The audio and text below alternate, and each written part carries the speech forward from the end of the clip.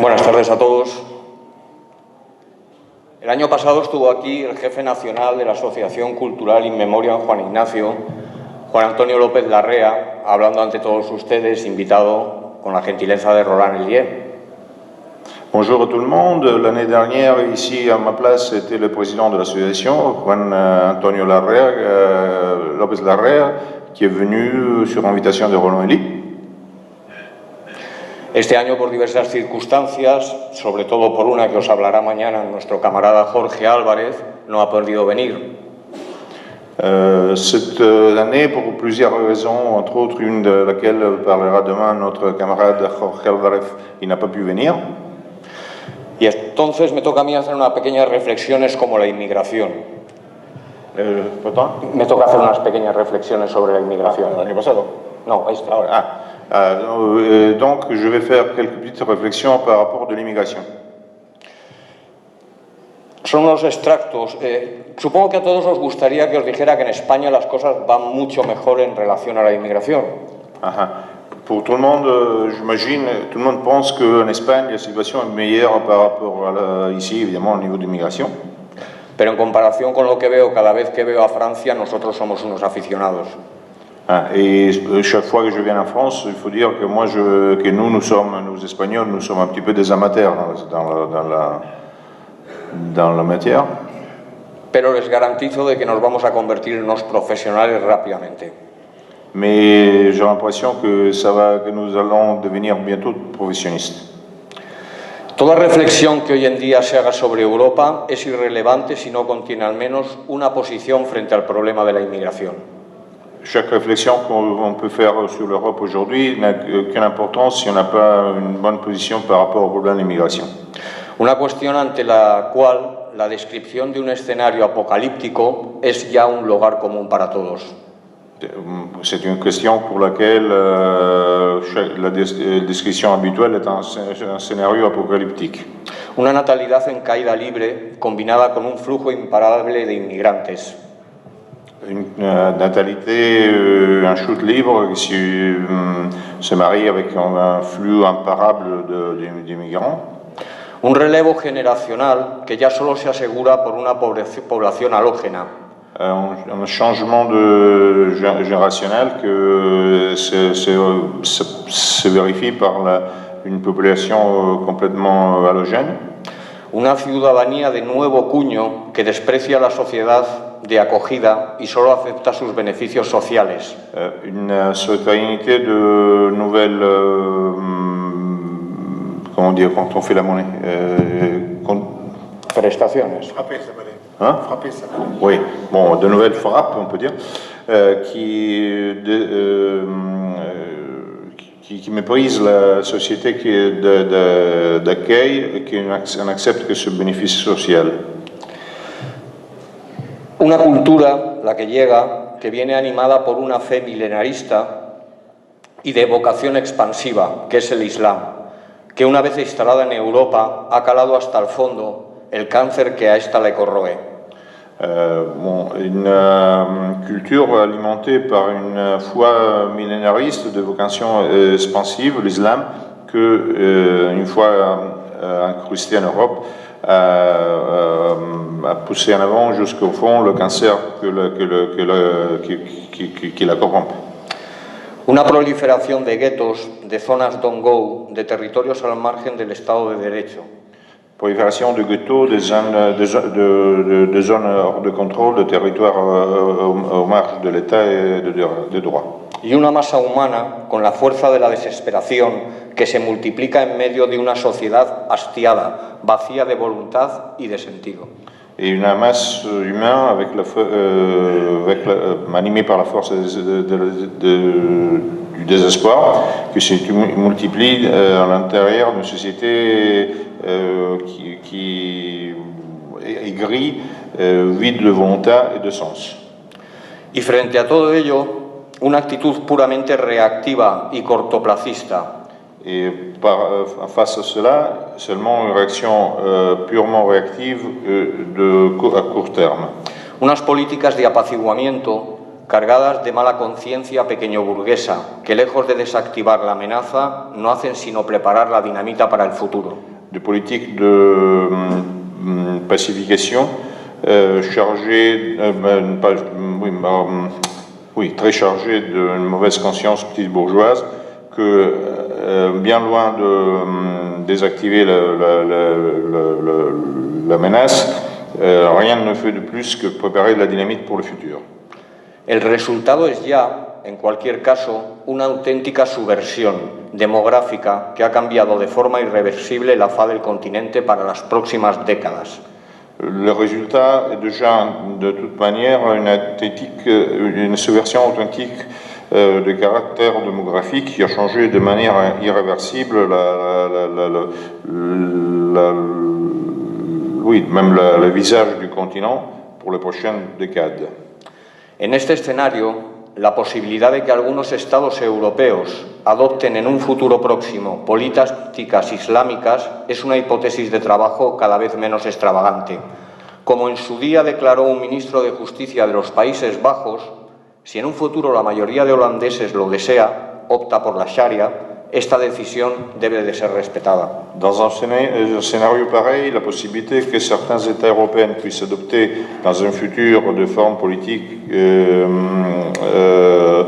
islamique est une hypothèse de travail de moins en moins extravagante. Comme un ministre de justice de Pays-Bas a pu déclarer, si dans le futur une majorité de Hollandaises va opter pour la charia, cette décision doit être respectée. Para los más pesimistas se trata de un desastre de dimensiones tales que solo admite un paralelismo con la caída del Imperio Romano. Pour les pessimistes, il s'agirait d'un désastre de telle dimension qu'on peut faire un parallèle exclusivement avec la chute de l'Empire romain. Una tragedia histórica tanto más angustiosa que sus efectos se van manifestando de forma física y tangible, y cuando que se presenta como resultado de una evolución inevitable, como el fin de un ciclo. Une tragédie historique encore plus angoissante parce que ces effets vont se manifester de façon physique et tangible et parce qu'elles se présentent comme le résultat d'une évolution inévitable, comme la fin d'un cycle. Y es un fenómeno inevitable, entre otras razones, porque no cabe rebelión posible. El mero hecho de lanzar la voz, como estamos nosotros haciendo aquí, es de por sí algo sospechoso. Et c'est un phénomène inévitable, entre autres raisons, pour le fait qu'il n'y a pas de possibilité de rébellion. Le simple fait de hausser la voix ou de sonner l'alarme, c'est quelque chose qui est déjà suspect. Sobre este tema, toda posibilidad de auténtico debate se enmaraña en un pliego de tabús y de reservas mentales. Porque según el discurso de valores dominante, la inmigración no es solo inevitable, sino que también es positiva. Sur ce thème-là, chaque possibilité d'un débat authentique s'enlise dans un réseau de tabous, de réserve mentale, parce que selon le discours des valeurs dominantes, l'immigration non seulement est inévitable, mais elle est même positive. Y por lo tanto, cualquier resistencia a aceptar este fenómeno no es solo irrealista, sino que también es perversa. Sin embargo, esta es una materia sobre la que los ciudadanos europeos jamás hemos votado. À cause de cela, chaque résistance face à ce phénomène non seulement est irréaliste, mais il paraît même quelque chose de pervers. Mais le problème, c'est que sur cette matière, les citoyens européens n'ont jamais été consultés. Sin embargo, esto es una materia sobre la que los ciudadanos no han sido consultados. El discurso de las élites y de la cultura oficial discurre, una vez más, por cauces ajenos a la realidad y a la vulgata de la corrección política apuntalado la esquizofrénica ideología de nuestro tiempo. Le discours tenu par les élites et par la culture officielle, encore une fois, ça prend des voies complètement étrangères à la réalité réelle. Et ce qu'on dit d'habitude dans le politiquement correct montre une schizophrénie idéologique de notre époque. No es cierto que la inmigración sea un fenómeno inevitable y no es cierto que la inmigración sea un fenómeno positivo. Ce n'est pas vrai que l'immigration c'est un phénomène inévitable, ce n'est pas vrai non plus que ce soit un phénomène positif.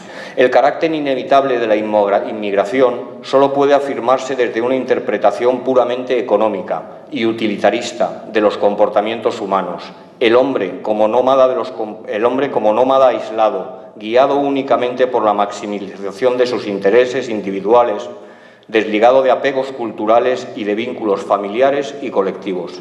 Le caractère inévitable de l'immigration peut être affirmé exclusivement dans une interprétation purement économiciste et utilitariste de comportement humain. De l'homme comme un nomade isolé qui vit exclusivement à cause de la maximisation de ses intérêts individuels, complètement déconnecté de ses racines culturelles et de ses liens familiaires et collectifs.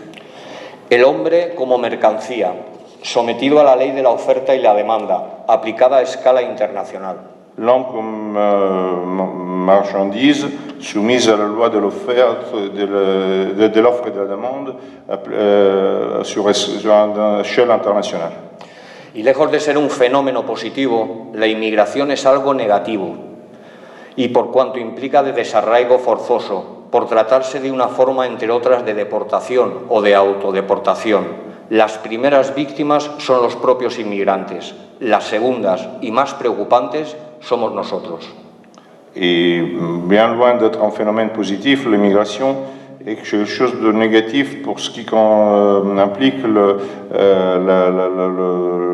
déracinement forcé, et parce qu'il s'agit d'une forme comme d'autres de déportation ou d'autodéportation. Les premières victimes sont les immigrants mêmes, les deuxièmes victimes plus préoccupantes, c'est nous. ¿Y quién son los instigadores? Las grandes oligarquías financieras, sus mercados y sus corporaciones. Y les instigateurs sont les grandes oligarchies financières sur marché et corporations. ¿Y qué hacen nuestros gobiernos? ¿Y qu'est-ce qu'ils font nos gouvernements? En palabras de Alain de Benoist, ningún gobierno tiene ya control sobre las empresas multinacionales. Si la ley impide su expansión, amenazan con marcharse, y lo pueden hacer en el momento. Tienen toda la libertad para recorrer el planeta en busca de mano de obra barata, el entorno menos protegido por la ley, el régimen fiscal más barato y los subsidios más generosos. Comme elle a eu occasion de dire Alain de Benoist, il n'y a aucun gouvernement qui contrôle aujourd'hui les entreprises multinationales. Si une loi empêche leur expansion, elles ne font que essayer de partir. Elles peuvent le faire à n'importe quel moment, parce qu'elles ont toute la liberté pour traverser la planète en quête de la main-d'œuvre la plus économique, l'endroit le moins protégé par la loi, le régime fiscal moins cher et les subsides meilleurs. Ya no tienen que identificarse con una nación o dejar que un vínculo sentimental obstaculice sus proyectos. Están fuera de todo control. Elles ne doivent plus s'identifier dans une nation ou permettre qu'un lien sentimental puisse faire obstacle à leur projet. Ils sont hors de contrôle. Las oligarquías han convertido a Europa en un terreno apto para, dentro de la mezcla racial, nivelar por lo bajo. Les oligarchies ont converti l'Europe dans un terrain apte, un terrain oui, adapté pour le melting pot, le mélange et pour racial, pour tout mettre, pour tout comment dire, niveler, oui, vers le bas. Que todo sea uniforme, en unidad, desarraigado de tierra y familia. El hombre, mujer del futuro tendrán una vida pobre, volcadas en uno mismo y sus apetitos, porque sin necesidades elevadas no hay unión entre hombre y mujer o entre hombres. Que tout soit uniforme, que tout soit une unidad como individuo. Como individuo. Tout soit individualiste, que tout soit déraciné de la terre, de la famille, que l'homme et la femme du futur puissent tenir une vie très pauvre, simplement vouer eux-mêmes et ses appétits, parce que sans aucune nécessité des niveaux élevé, il n'y a ni unión entre femmes et hommes, ni entre les hommes. En realidad, la inmigración no es inevitable. En réalité, la migración n'est pas inévitable. Lo es solo en medida que las exigencias de la economía como fenómeno antinatural que se impone sobre las voluntades humanas. Il est inévitable seulement dans la mesure des exigences d'une économie comme phénomène antinatural qui s'impose au-dessus des volontés humaines. El papel de la economía es el de servir al hombre y no el de convertirle en su esclavo. Le but de l'économie est de servir à l'homme, ne pas de transformer celui-ci en su esclave. Lo ideal, en este sentido, sería que Europa diera ejemplo con su rechazo ejemplar y renunciara al mismo modelo económico que no suscita hoy más que desilusión, desesperanza y resentimiento. L'idéal, en ce sens, ce serait que l'Europe donne elle-même l'exemple par un refus exemplaire et qu'elle renonce elle-même à un modèle économique qui ne produit que de la désillusion, du désespoir et du ressentiment.